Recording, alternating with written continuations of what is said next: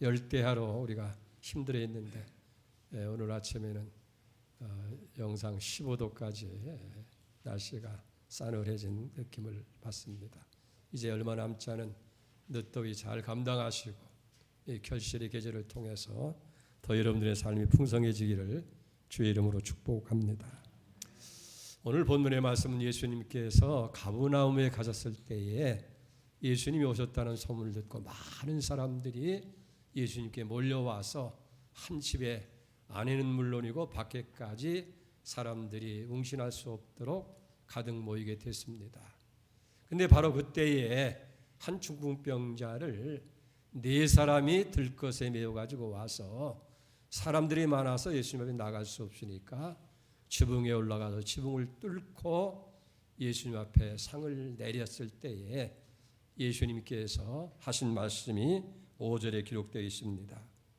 예수께서 그 믿음을 보시고 중풍병자에게 이르시되 작은 자야 네 죄 사함을 받았느라 하시니, 여기 예수님께서 그들의 믿음을 보시고 과연 이 4사람의 믿음이 어떤 믿음이었느냐 하는 거예요.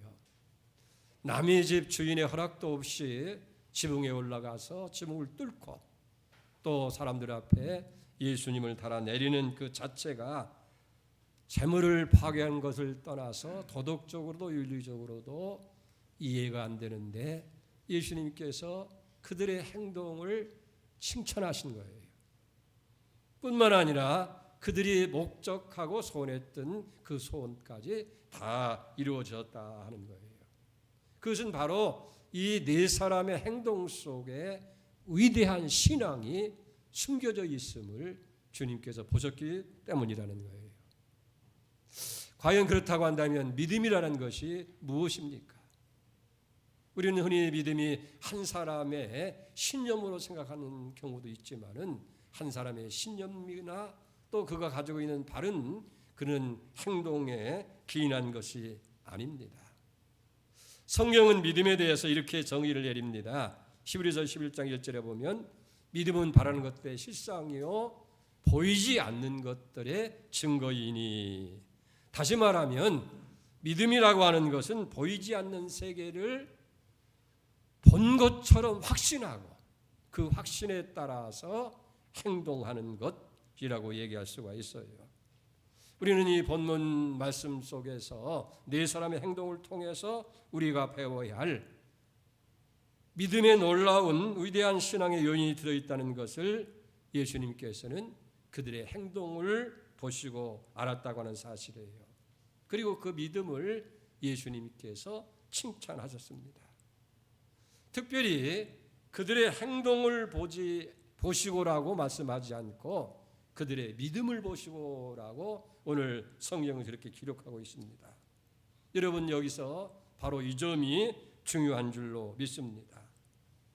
어떤 그들의 그 훌륭한 점은 분명히 환자를 예수님께 메워왔다는 것과 그리고 지붕을 뚫고서라도 예수님 앞에 환자를 내렸다고 하는 그런 열정, 그게 그들의 행동 속에 나타난 거 아닙니까? 그렇다면 예수님께서는 그들의 착한 행실을 보시고 그들의 선한 행실을 보시고라고 그렇게 말씀하셔야 옳을 텐데, 오늘 성경은 그런 말은 있지 아니하고 그들의 믿음을 보시고라고 그렇게 기록하고 있는 것을 보게 됩니다. 왜 그렇습니까? 언제나 행동이라고 하는 것은 그 배후에 감춰져 있는 믿음을 근거해서 이루어지는 것이기 때문에 그런 거예요. 그렇기 때문에 위대한 믿음은 반드시 위대한 행동을 동반한다 하는 거예요. 여러분, 신행일치라는 말 들어봤어요? 사람은 믿는 대로 그렇게 행동을 한다는 거예요. 그렇기 때문에 믿음과 행동은 하나라고 얘기할 수가 있게 되는 거예요. 자연 그렇다고 한다면 이 중풍병 환자를 데리고 온 4사람의 믿음은 어떤 것이었느냐 하는 것, 이 시간 우리가 함께 살펴보면서 같이 은혜를 나누기를 원합니다. 첫째로 이 4사람에게는 한 사람의 생명을 소중히 여기는 그런 믿음이었어요.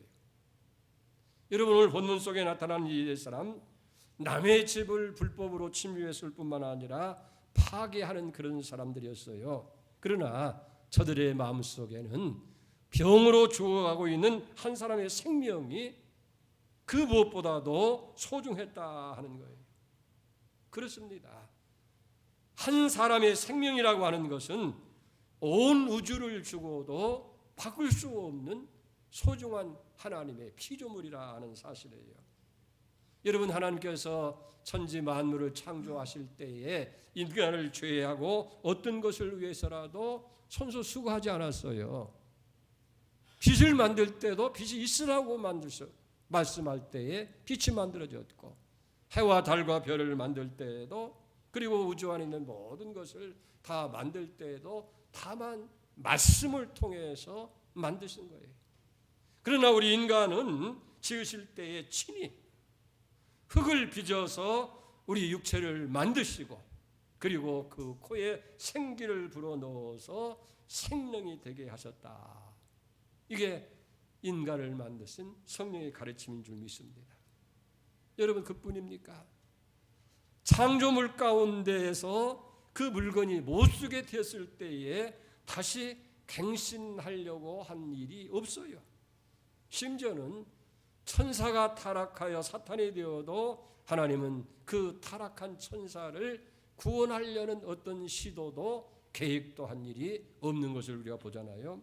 그러나 유독 우리 인간에 대해서만 그렇지 않았어요. 인간이 타락하고 범죄했을 때에 하나님께서 심히 분이 여겼어요.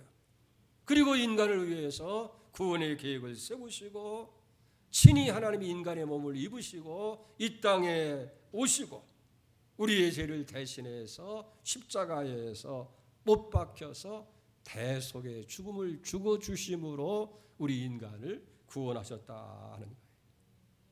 이처럼 우리 인간의 생명이라고 하는 것은 그렇게 소중하고 그렇게 하나님께서 아끼시고 사랑하는 귀중한 존재라 하는 거예요. 우리 구약 에스겔 31장에도 보면 에스겔 골짜기에 이 해골대가 가득 채워져 있습니다. 그래서 하나님께서 에스겔에게 이걸 보느냐? 예, 봅니다. 그때 하나님께서 그 해골대에게 생기를 불어넣어서 뼈와 뼈가 맞춰지고 살이 입혀지고 힘줄이 생기게 되어지고, 그래서 큰 군대를 이루는, 하나님께서 골짜기의 마른 뼈에 관심을 가지고 있었던 것은 바로 그들이 사람의 뼈였기 때문에 관심을 가지시고 다시 생기를 불어넣어서 그들을 살리시는 그런 역사가 일어나게 된 줄 믿습니다. 우리 기독교는 이걸 아는 종교, 인간의 생명이 이렇게 소중하고 하나님께서 귀히 여기셨다, 그걸 아는 종교가 바로 기독교라는 거예요. 그걸 세상에 알릴 의무가 우리 기독교인에게 있는 줄 믿습니다. 그러니까 이 네 사람은 온 우주보다 더 소중한 한 사람의 생명을 살리기 위해서 애쓰는 그 모습을 보시고 예수님께서 칭찬을 하시게 된 거예요. 까지 집안채야 한 인간의 생명과 비교할 수 있겠느냐 하는 거예요. 오직 한 사람의 생명이 질병의 질고와 죽음으로부터 구출해야 되겠다는 뜨거운 사랑과 동정심이 바로 저들의 마음이었던 것을 봅니다. 우리 신앙인의 가슴은 항상 사람의 생명을 소중히 여기는 마음으로 불타라 올라야 될 줄 믿습니다. 오늘 본문에 나오는 이 네 사람, 바로 중풍병 환자를 불쌍히 여기는, 한 사람의 생명을 소중히 여기는 그런 사람들이었다 하는 거예요. 생각해 보세요. 한 사람의 귀중한 사람이 자유롭게 활동하고 생활을 해야 할 텐데 중풍병으로 인해서 수족을 쓰지 못하고 반신불수가 돼서 고생하는 그 모습을 보았을 때에 그 고통을 자신들이 당하는 고통으로 그렇게 여기고 그들을 도우려고 했던 그 마음이 귀하다 하는 거예요. 바로 여기에 이웃을 내 몸과 같이 사랑하라고 하는 신앙인의 마음이 숨겨져 있는 줄 믿습니다. 그 믿음을 주님께서 칭찬하셨고, 그리고 기적으로 그 환자를 고쳐주신 줄로 믿습니다. 세계 2차 대전이 끝나고 3년이 지난 1948년 9월 뉴욕에서 LA로 가는 특급 열차 속에 패전국 일본의 미츠코라고 하는 유학생이 타고 있었어요. 그는 바로 몰로비아라고 하는 폐결핵 병원으로 요양소를 찾아가서 가는 길이었습니다. 얼마 후에 그런 식사 시간을 알리는 벨소리가 움직여도 그 여학생은 꼼짝하지 않고 자리에 누워 있습니다. 그때 열차 승무원이 그에게 다가와서 물었습니다. 아가씨 어디까지 갑니까? 작은 목소리로 몰로비아 병원에 가고 있습니다. 근데 사실 그 여학생이 내리고자 하는 몰로비아는 특급 열차가 서지 않는 시골의 한 간이역이었어요. 그리고 얼마 지난 후에 그 확성기에서 열차 내에 소리가 들립니다. 승객 여러분, 이 열차는 몰로비아 병원을 찾아가는 일본인 유학생이 타고 있습니다. 그러나 우리가 타고 가는 이 열차는 몰로비아역에 서지 아니하므로 몸이 아픈 소녀를 위해서 철도청 본부와 전신으로 연락하고 결과 임시 정차할 것을 허락받았습니다. 이 말을 들은 일본 유학생의 미츠코의 눈에서는 뜨거운 눈물이 솟아오릅니다. 아, 신앙인의 나라, 신앙이란 이런 것이구나. 이런 신앙인이 살고 있는 미국에게 우리 일본이 전쟁에서 패망한 것은 당연한 것이 아니겠는가. 그러면서 뜨거운 눈물을 흘렸다는 거예요.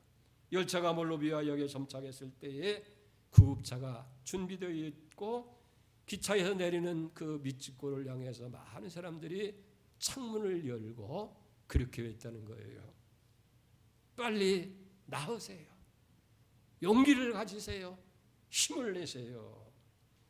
원수의 나라 일본의 학생이었지만은 이웃을 내 몸같이 사랑하는 신앙인의 동정심, 사랑의 손길을 모두가 보여줬다 하는 그런 이야기입니다.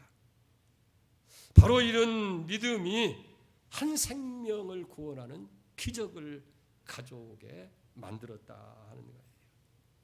예수님께서는 한 사람의 생명을 소중히 여기는 이 네 사람의 그 행동 속에서 믿음을 보시고 그 병자를 고쳐주시는 기적을 베풀어 주신 줄로 믿습니다. 오늘 우리도 사람 하나의 생명이 얼마나 소중한지를 기여기는 믿음의 사람이 되어야 될 줄로 믿습니다. 두 번째로 저들을 칭찬한 것은 협동하는 믿음이었어요. 그들은 한 사람의 중풍자를 불쌍히 여기는 두터운 동정심뿐만 아니라 그 생명을 살려야 되겠다는 마음이 하나로 묶여진 사람들이었다 하는 거예요. 여러분, 사람이 살아가는 데는 무엇보다 이런 협동심이 필요하다는 거예요. 아무리 유능한 사람이라 할지라도 협동하는 그런 마음이 없이는 그 유능한 것을 제대로 드러낼 수가 없는 거예요. 제 아무리 좋은 생각을 가진 사람이라 할지라도, 제 아무리 재주가 있고 능력이 있는 사람이라 할지라도 다른 사람과 더불어서 협동하고 함께하지 아니하면 그 위대한 일들을 창조도 만들어낼 수도 없다 하는 사실이에요. 여러분, 우리도 마찬가지예요. 우리가 주님을 위해서 충성하고 한 사람의 생명을 예수님께 인도하기 위해서 무엇보다 중요한 것이 서로 협동하는 마음이 중요하다 하는 거예요. 여기 네 사람을 보세요. 서로 살아온 배경도 다르고 키도 다르고 성격도 다르고 그들의 재능도 다 달랐을 것이에요. 그러나 한 사람의 중풍 환자를 살려보겠다고 하는 공동의 목표, 그것을 위해서 마음이 하나 돼서 협동심을 가졌을 때에 그 행동을 보시고 그들의 믿음을 보시고 칭찬하셨다는 거예요. 로마서 12장 16절에 보면 서로 마음을 같이하여 높은 데 마음을 두지 말고 도리어 나든 죄 처하며 스스로 죄 있는 죄 하지 말라. 서로 마음을 같이 하라고 권면하는 거예요. 전도서 4장 9절에도 보면 두 사람이 한 사람보다 나으면 그들이 수고함으로 좋은 상을 얻을 것입니다. 혹시 그들이 넘어지면 하나가 동물을 불러 붙들어 일으켜리니와 홀로 있어 넘어지고 붙들어 줄 자가 없는 자에게는 화가 있으리라. 또 두 사람이 함께 누우면 따뜻하거니와 한 사람이 어찌 따뜻하랴. 한 사람이면 패하거니와 두 사람이면 맞설 수 있나니 세 겹줄은 끊어지지 아니하니라. 아멘. 여러분, 그런 일화가 있잖아요. 세계를 제패했던 몽골의 징기스칸이 이제 죽음이 가까운 임종이 가까웠을 때에 다르다들을 다 불러 모았어요. 그러면서 활동해서 활을 하나씩 다 나눠주면서 그걸 꺾어보라 했더니 쉽게 다 불러들입니다. 이번에는 다시 5개씩 묶여진 화살을 촉을 주면서 그걸 꺾으라니까 능히 꺾는 사람이 없는 거예요. 그때 징기스칸이 아들들에게 얘기합니다. 봐라, 하나 했을 때는 다 쉽게 부러지지만은 5개가 이렇게 힘을 합쳐 있을 때는 절대로 꺾여지지 않는다. 언제나 협동해서 모든 일을 하라라고 그렇게 유언을 남겼다 하는 거예요. 그렇습니다. 주님께서 저들을 칭찬하는 믿음은 바로 서로 마음을 같이 하는 협동하는 믿음이었다 하는 거예요. 여러분, 마태복음 18장 19절에도 놀라운 말씀이 있어요. 이건 항상 우리가 기억해야 할 말씀인데 진실로 다시 너희에게 이르노니 너희 중 두 사람이 이 땅에서 합심하여 무엇이든지 구하면 하늘에 계신 내 아버지께서 그들을 위하여 이루게 하시리라. 두세 사람이 내 이름으로 모인 곳에 나도 그들 중에 있느니라. 여러분, 두 사람 모여 부모와 자식이 형제가 서로 합심해서 기도하면 무엇이든지 다 이루어진다는 거예요. 할렐루야. 그리고 두세 사람이 모인 곳에 합심한 곳에 주님이 같이 하시겠다. 여러분, 사도행전 1장에 보면 예수님께서 승천하시기 전에 제자들에게 부탁하신 말씀이 있어요. 요한은 물로 세례를 베풀었지만은 너는 몇 날이 못 돼서 성령으로 세례를 받으리라고 말씀하시고 예수님께서 승천하시잖아요. 그런데 사도행전 1장 14절에 보면 저들이 마음을 같이 하여 저녁 기도에 힘쓰니라. 그게 마가의 다락방에서 다 120문도가 모여서 마음을 같이 해서 천연 주님이 약속하신 성령 기도할 때에 오순절에 그 모든 다락방에 성령 충만한 역사가 일어나게 된 줄 믿습니다. 그래요. 가정에서도 그렇고 직장에서도 그렇고 교회 안에서도 서로 함께 마음을 같이 협동하는 거기에 주님의 칭찬이 있고 기적이 일어나게 될 줄로 믿습니다. 마지막 세 번째로 주님께서 칭찬한 믿음은 도전하는 믿음이에요. 이 네 사람이 중풍병자를 불쌍히 여겼어요. 그리고 네 사람의 마음이 하나가 됐어요. 그리고 이 환자를 이제 데리고 예수님께로 왔습니다마는 와보니까 사람들이 너무 많아서 도무지 이 환자를 데리고 예수님 앞으로 나갈 수 없게 되는 거예요. 이 상황을 난관이라 그렇게 이야기합니다. 그래서 사람들에게 사정을 해보잖아요. 여보세요, 좀 더 비켜주세요. 이게 사람이 너무 불쌍해요. 이번 기회가 아니면 예수님 만날 기회가 없어요. 조금만 양보해 주세요. 그렇게 사정을 하고 안달래도 들은 척하지 않는 거예요. 바로 이게 세상의 인심이라는 거예요. 우리도 세상을 살아갈 때에 이런 난관이 우리 앞에 얼마나 많이 있느냐는 거예요.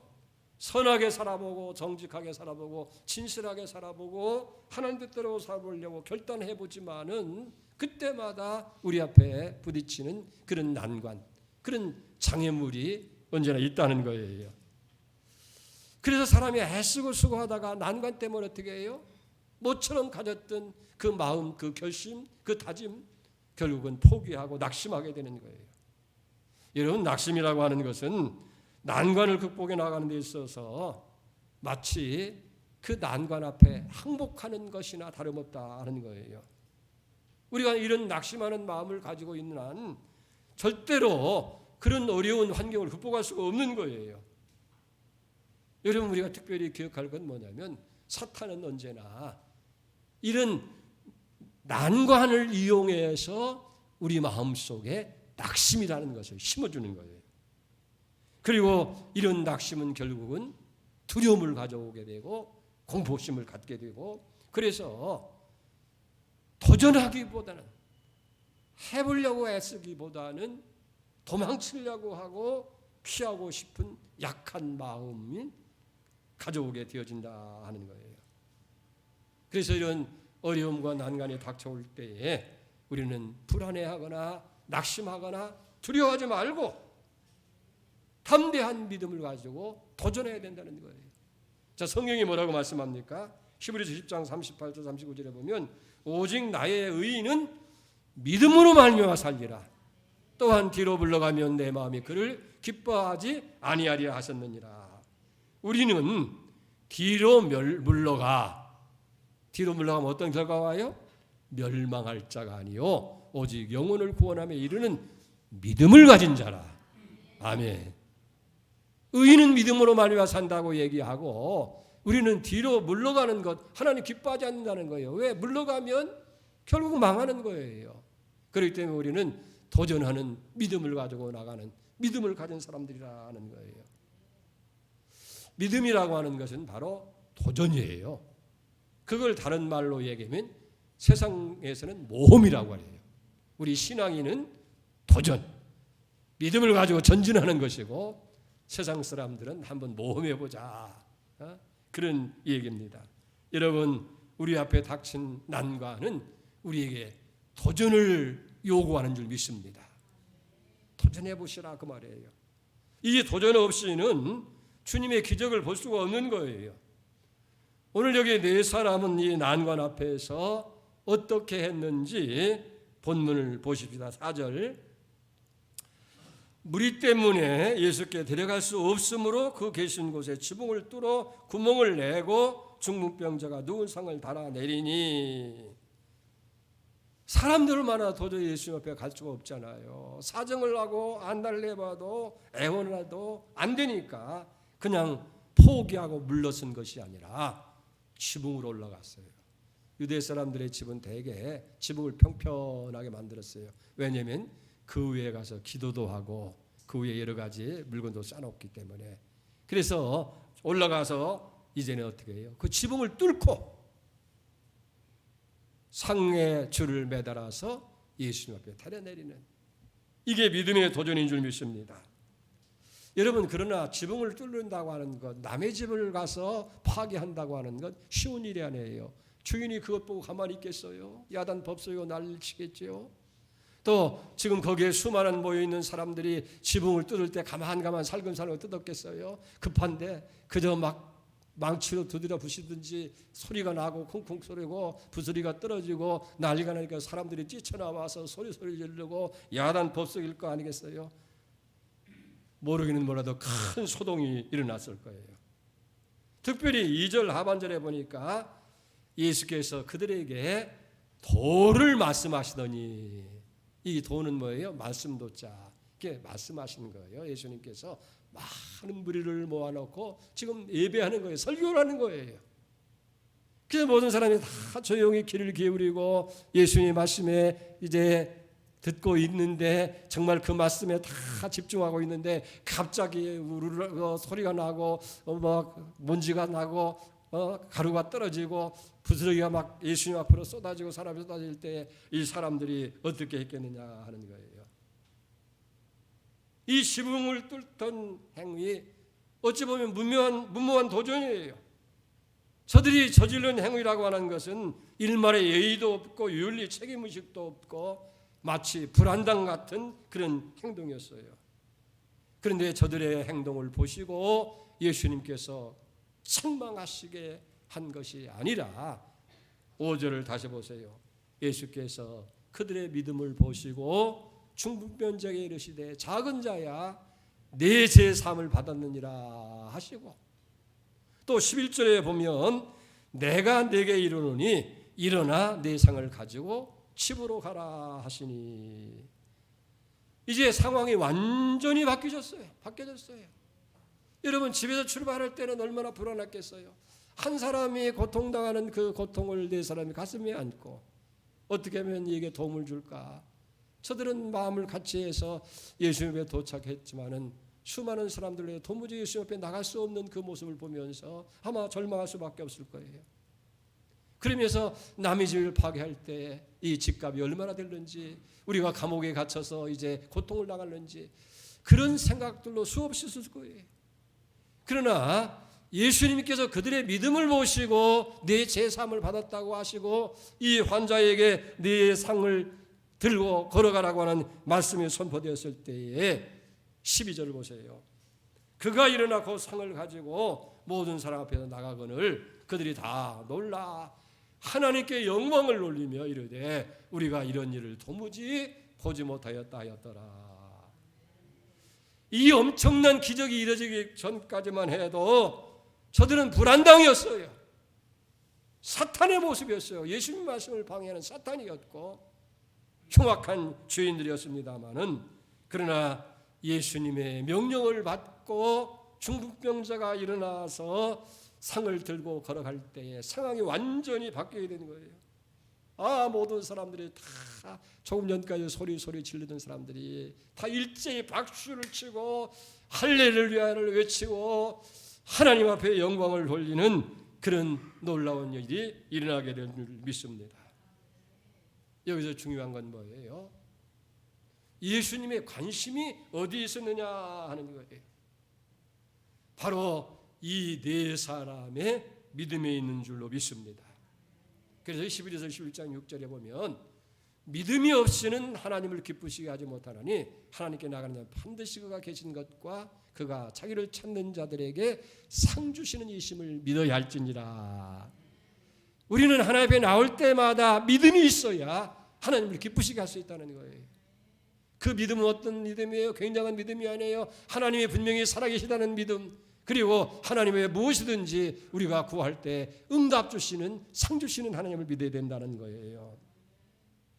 이 네 사람에게 이런 믿음이 있었다는 거예요. 남의 집을 파괴하면서까지 예수님 앞에 들어 내렸다는 것은 예수님은 분명히 이 환자를 살리실 수 있다는 확신하는 그 믿음, 그 믿음이 도전을 가져오게 하고 그 도전이 주님께서 칭찬과 더불어서 기적을 베풀어 주시는 기적을 주인공이 됐다 하는 거예요. 사랑하는 성도 여러분, 오늘 우리가 살아가는 세상 삶 속에서 크고 작은 난관이 부딪힐 때마다 우리에게도 이런 믿음이 필요한 거예요. 나는 부족하고 나는 할 수 없지만은 내가 믿는 하나님에게는 능치 못할 것이 없다. 그 믿음을 가지고 도전하는 여러분 되시기를 주의 이름으로 축복합니다. 주님도 말씀하셨잖아요. 할 수 있거든요. 무슨 말이냐? 믿는 자에게는 능치 못할 일이 없느니라. 오늘 이 믿음을 가지고 여러분들도 주님의 기적에 참여하는 은혜가 있기를 바랍니다. 로마서 4장 18절에 보면 아브라함이 바랄 수 없는 중에 바라고 믿었으니 이는 내 후손이 이같으리라 하신 말씀대로 많은 민족의 조상이 되게 하려 하심이라. 자, 그 다음이 중요해요. 그가 백세나 되어 자기 몸에 죽은 것 같고 사라의 태가 죽은 것 같음을 알고도 이 현실이에요. 백세가 무슨 아들 낳겠어요? 그 다음에 어떻게 해요? 믿음이 약하여지지 아니하고, 믿음이 없어 하나님의 약속을 의심치 아니하고 믿음으로 더 견고해져서 하나님께 영광을 돌리며 약속하신 것을 또한 능히 이루실 줄 확신하시더니 그러므로 그에게 그것이 그에게 의로 여겨졌더라. 이 아브라함이 백세에 자기 몸이 죽은 거예요. 아내의 태도 죽으나마 다름없지만은 하나님이 약속하셨다.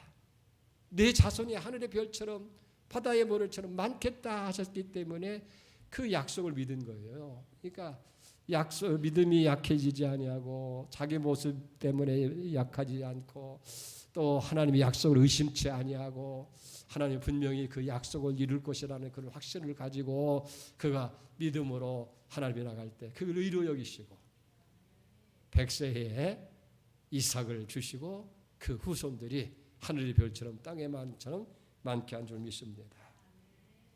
사랑하는 영도 여러분, 오늘 우리의 삶의 반신불수가 뭐예요? 반신불수는 다른 게 아니에요. 제 기능을 행하지 못하는 것, 그게 반신불수 아니겠어요? 생각은 있고 뜻은 있고 목적은 있는데 그대로 행동에 움직이지 않는 것이 다 반신불수예요. 그것이 우리 사회일 수도 있고 우리 국가 민족일 수도 있어요. 우리 교회일 수도 있고 우리 가정이 될 수도 있는 거예요. 중요한 것은 오늘 우리는 이 반신불수가 된 것을 예수님께로 메고 올 책임, 그 임무가 우리에게 있다는 거예요. 그것 때문에 불평하고 원망하고 그것 때문에 낙심하고 절망할 것이 아니라 네 사람의 이 사람들이 중풍병자 반신불수를 주님께 메고 온 것처럼 오늘 우리 주변의 반신불수를 예수님께 메고 오자, 그 말이에요. 이거 쉬운 일이 아니에요. 어려운 일이에요. 난관이 많아요. 그러나 우리에게는 뭐예요? 한 사람의 생명의 가치, 그걸 바로 인식하고 혼자는 할 수 없지만은 두 사람, 세 사람 우리 공동체가 함께 협력하는 믿음을 가지고 나는 할 수 없지만은 주님이 하실 수 있다 하는 확신, 이 확신하는 믿음을 가지고 도전할 때에 하나님의 놀라운 기적과 축복이 우리에게 일어날 줄 믿습니다. 오늘 이 은혜가 여러분들의 다 있기를 주의 이름으로 축복합니다. 기도하십시다. 사랑하시는 아버지 하나님이여, 한 사람의 중풍병자를 네 사람이 메고 온 것을 보시고 주님, 저희 믿음을 보시고 환자를 고쳐주시는 기적을 베풀어 주셨습니다. 어떤 믿음이었습니까? 한 생명을 소중히 여기는 믿음입니다. 그리고 협동하는 믿음이었습니다. 더 나아가서 도전하는 믿음인 줄 믿습니다. 오늘 우리의 반신불수가 뭡니까? 국가 사회일 수도 있고 교회일 수도 있고 우리 가정일 수도 있습니다. 주님, 주 앞으로 드리고 올 사명이 우리에게 있는 줄로 믿습니다. 이제 우리가 이 믿음을 가지고 도전하는, 그래서 바른 사람으로 만들어가는 기적을 입게 하여 주시옵소서. 예수님의 이름으로 기도를 올리옵나이다. 아멘.